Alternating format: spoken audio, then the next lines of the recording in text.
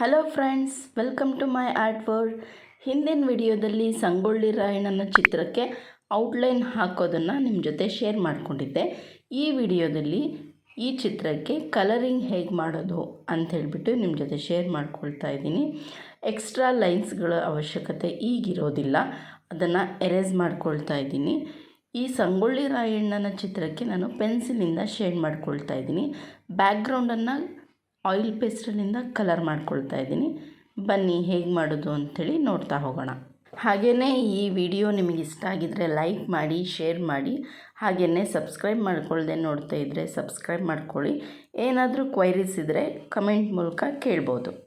ಇಲ್ಲಿಂದ ಶೇಡ್ ಮಾಡ್ಕೊಂಡು ಆದಮೇಲೆ ಬ್ಲೆಂಡ್ ಮಾಡೋಕ್ಕೋಸ್ಕರ ನಾನಿಲ್ಲಿ ಕಾಟನನ್ನು ಯೂಸ್ ಮಾಡ್ತಾ ಇದ್ದೀನಿ. ಈ ಕಾಟನಿಂದ ಬ್ಲೆಂಡ್ ಮಾಡಿದ್ರೆ ತುಂಬಾ ಸ್ಮೂತ್ ಫಿನಿಶಿಂಗ್ ಬರುತ್ತೆ. ನೀವು ಟ್ರೈನ್ ಮಾಡಿ, ಆವಾಗ ನಿಮಗೆ ರಿಸಲ್ಟ್ ನಿಮಗೆ ಗೊತ್ತಾಗುತ್ತೆ. ನೋಡಿ ಎಷ್ಟು ಸ್ಮೂತಾಗಿ ಫಿನಿಶಿಂಗ್ ಬರ್ತಾ ಇದೆ ಅಂತ.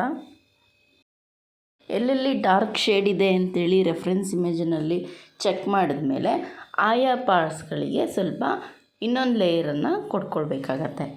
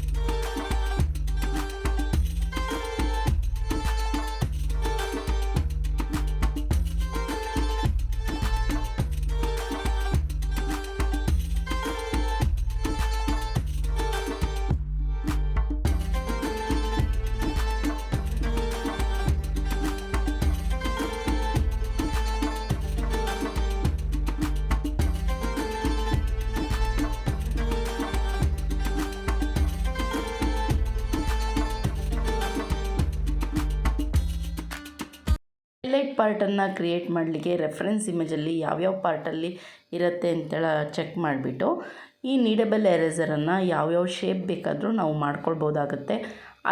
ಅದ್ರ ಸಹಾಯದಿಂದ ನಾನು ಇಲ್ಲಿ ಹೈಲೈಟನ್ನು ಕ್ರಿಯೇಟ್ ಮಾಡ್ತಾಯಿದ್ದೀನಿ.